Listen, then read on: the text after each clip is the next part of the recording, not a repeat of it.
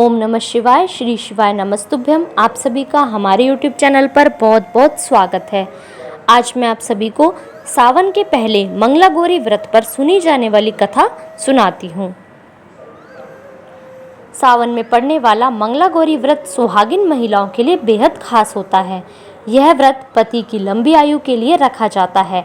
साथ ही वैवाहिक जीवन में चल रही समस्याओं का भी निवारण होता है और अखंड सौभाग्य की प्राप्ति होती है। धार्मिक मान्यताओं के अनुसार मंगलागौरी का व्रत रखने से व्यक्ति की कुंडली में मंगल दोष दूर होता है।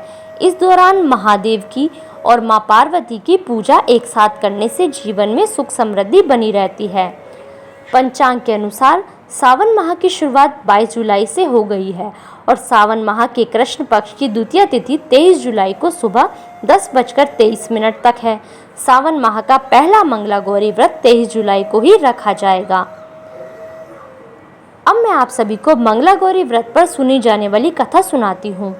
पौराणिक कथा के अनुसार एक समय की बात है, एक शहर में धर्मपाल नाम का एक व्यापारी रहता था। उसकी पत्नी बहुत खूबसूरत थी और उसके पास काफ़ी संपत्ति थी, लेकिन उनके कोई संतान नहीं होने के कारण वे काफ़ी दुखी रहा करते थे। भगवान की कृपा से उन्हें एक पुत्र की प्राप्ति हुई, लेकिन वह अल्पायु था। उनके पुत्र को श्राप मिला था कि 6 वर्ष की आयु में सांप के काटने से उसकी मौत हो जाएगी। संयोग से उसकी शादी 16 वर्ष से पहले ही एक युवती से हुई, जिसका माता मंगलागौरी व्रत किया करती थी। 16 वर्ष की उम्र में सांप के काटने से उसकी मौत हो जाएगी। परिणाम स्वरूप उसने अपनी पुत्री के लिए एक ऐसे सुखी जीवन का आशीर्वाद प्राप्त किया जिसके कारण वह कभी भी विधवा नहीं हो सकती थी। इस कारण धर्मपाल के पुत्र की आयु 100 साल की हुई। जो नवविवाहित महिलाएं इस पूजा को करती हैं और मंगलागौरी व्रत का पालन करती हैं और अपने लिए लंबे और सुखी वैवाहिक जीवन की कामना करती है, उनकी मनोकामना पूरी होती है। जो महिलाएं उपवास नहीं कर सकती वह मां मंगलागौरी की पूजा कर सकती हैं।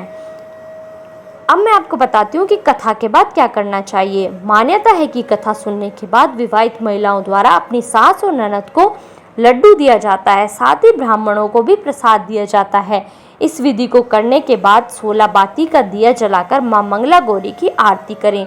अंत में मां गौरी के सामने हाथ जोड़कर पूजा में किसी भी भूल के लिए क्षमा मांगे। आप इस व्रत और परिवार की खुशी के लिए 5 वर्षों तक कर सकते हैं। धन्यवाद। इस वीडियो में बस इतना ही। प्लीज़ आप मेरी वीडियो को लाइक कीजिए, शेयर कीजिए और मेरे चैनल को सब्सक्राइब कीजिए।